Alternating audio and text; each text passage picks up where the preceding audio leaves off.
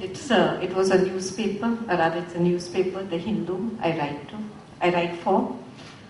Now the problem is that every time I wanted to write something which I felt about it was there and, which I felt was not good enough.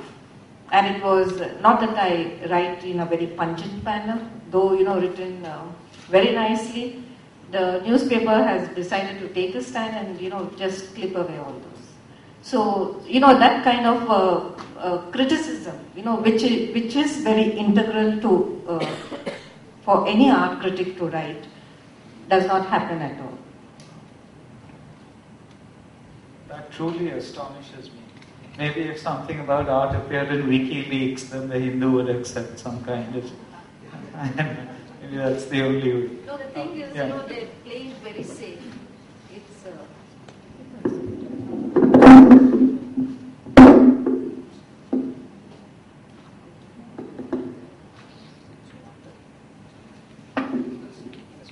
No, the thing is, they play it very safe. They don't want any controversy. They don't want any letters coming to them to say that this has happened or that has happened. And that is where, as a critic, as they call me as a critic, they don't accept my writing. They want something which is, very straightforward, something which is descriptive, and there's no challenge at the end of the day. And speaking specifically of newspapers, because of course we have quite a few magazines now, quarterlies, one of which is a monthly. Now, maybe it's just being here. No, I think it's gone on. Actually, this one. Luckily, we have plenty of mics here. So, in newspapers particularly, even as magazines have increased in number, we have actually had a very astonishing decline, I think, in art criticism in newspapers, right? When Gayatri here was for a long time a critic for this, she wrote in The Hindu as well, right? Ranjit used to write in The Hindu and Gayatri wrote in The Hindustan Times, I've written in The Times, etc. And that has pretty much gone, right? So is publicity in some ways, is the question, taking over the role of criticism? And to put it another way, is criticism then kind of in a cleft stick? Because on the one hand, when it comes to newspapers, even artists are really mainly interested in publicity. They aren't really, it is not in their interest to have criticism. At least in India, it doesn't seem to serve any particular purpose from the artist or gallery's point of view. Coverage, as long as there's coverage, that is enough. And on the other side, there is the kind of push perhaps from academia and theory. So the art critic seems a bit old-fashioned, fuddy-duddy. The whole notion of criticism in the way that Ashrafi was talking about seems a bit dated. Would all of you, maybe Abhay, like to take up on that, and maybe the other two as well? Is there still a role for that kind of criticism? What kind of criticism?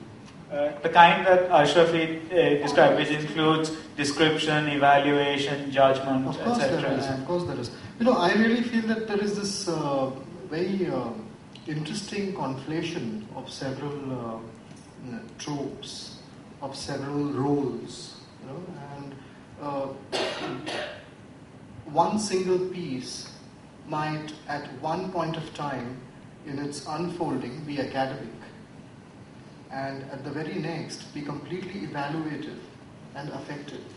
So what I feel is happening is that there are different new equations as far as writerly practices are concerned are coming into being, and not all of them are very successful. But I guess part of the course. But to come to a question that, if I may, sure. Is there something more you want to say? No. There's something else I want to say. Is there something you want to address about this question about the idea of publicity, an incursion by publicity on the one hand and by theory on the other, into the space of what used to be art criticism? Yeah, I don't know, the history of art criticism in newspapers in India, besides the last couple of years. But I would say, and this is somewhat connected, is that, art criticism also has a technical language attached to it, and I think that's what Abhay was trying to draw out. And, it's fine to say that newspapers need art criticism, but where are the art critics who are actually trained in this language? Because, it certainly can't be a personal like or dislike that's being communicated. And I think that's what one has to remember as well, that it's not dependent on likes and dislikes.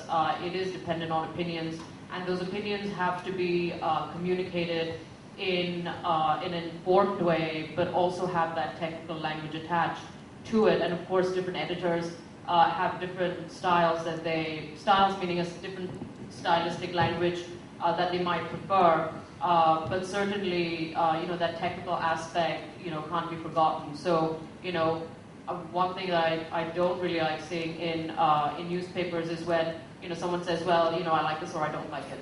Or it becomes, very descriptive, and that again goes back to this whole publicity issue. Art in publications is more, about marketing and market driven in a sense. And that has been the case, but I think it also goes back to the problem of not having those trained art critics who can actually, write criticism in a meaningful way. Yeah, I'd like. Yeah, go ahead. No.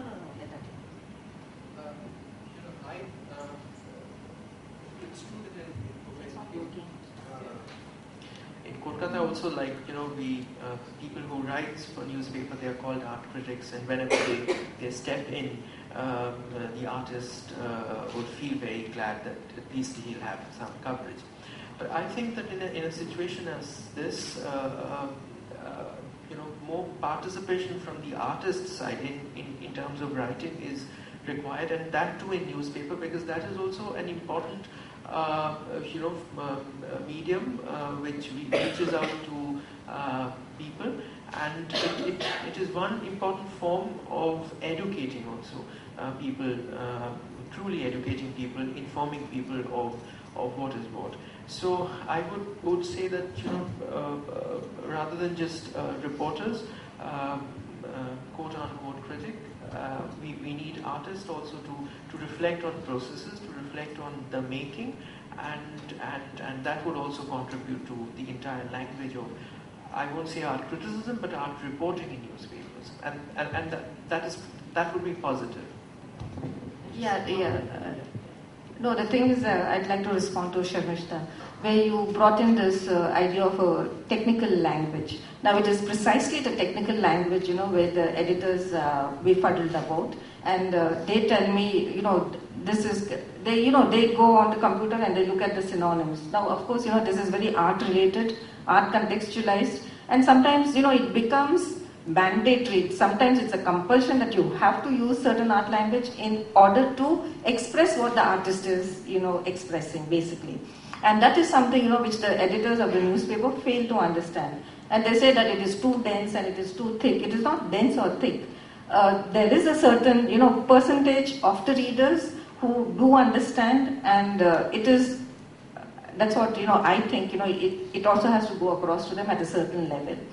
Because not that everybody reads jazz or not everybody reads theatre. Similarly, not everybody reads art. So only those who are interested will read art. And if they read art, it has to be in an informed manner. There has to be an engagement of the reader with what is written there.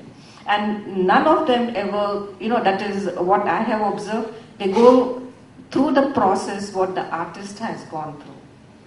And it is the process what the artist goes through is very, very important in basically decoding his visual language. That, never happens even in catalog writing. Somewhere in the blog I read where they said that it's not important so much to critique as to appreciate the artistry of the language of the particular piece of article written by so-and-so. Now, where is art criticism here? Do they understand what is art criticism? And how much is understood, basically, as art criticism? It is very much an academic discipline. There's no structure here for us in really studying what is art criticism.